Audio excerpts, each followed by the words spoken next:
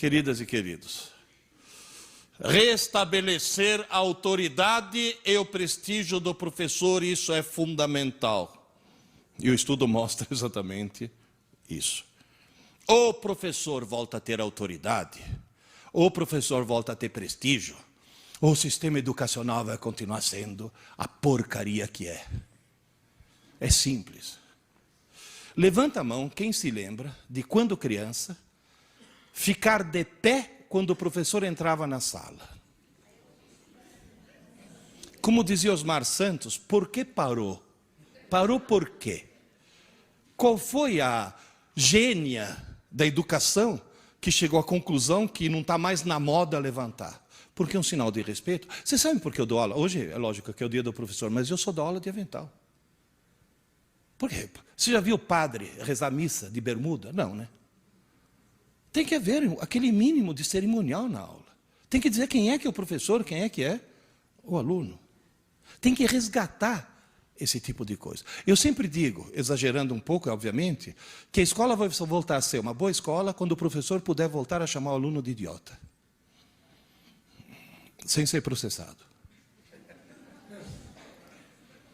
Tem gente que fala, mas você vai xingar. Não é xingar.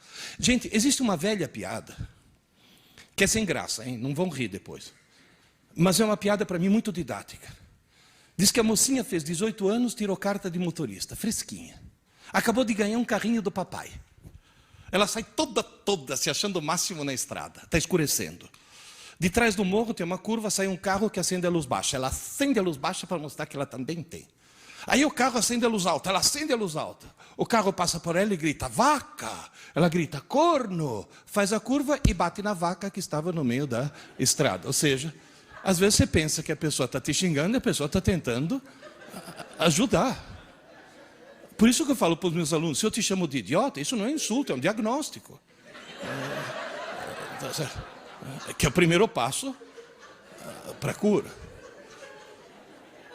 Gente, antigamente, o pai chegava para a professora primária, falava, professora, cá está meu filho, estou te entregando meu filho. Você faz esse menino aprender a ler, escrever e fazer conta. E se ele aprontar, você fala comigo que eu enquadro o moleque, tá? Não era isso? Hoje, já vi em porta de escola, eu vi isso. A mãe chegar para a filha e falar, agora você vai assistir a aula dessa bruxa, e se ela te encher o saco mais uma vez, você fala comigo que eu vou enquadrar, ela vai perder o emprego na porta da escola. Então, essa inversão de valores. Gente, eu estou cheio de escutar aluno que vira para mim e fala, ô Pierre, você só dá aula ou também trabalha? Entende? Como se ser professor deixou de ser profissão. E vou dizer mais. Agora vamos falar em termos trabalhistas. Professor, ganha bem ou ganha mal?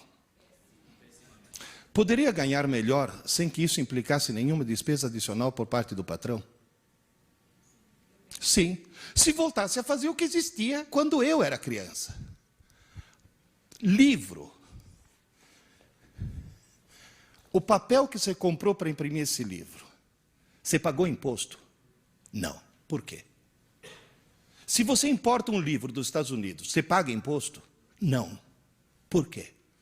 Porque pela Constituição brasileira, livro é imune de impostos. E por que professor não?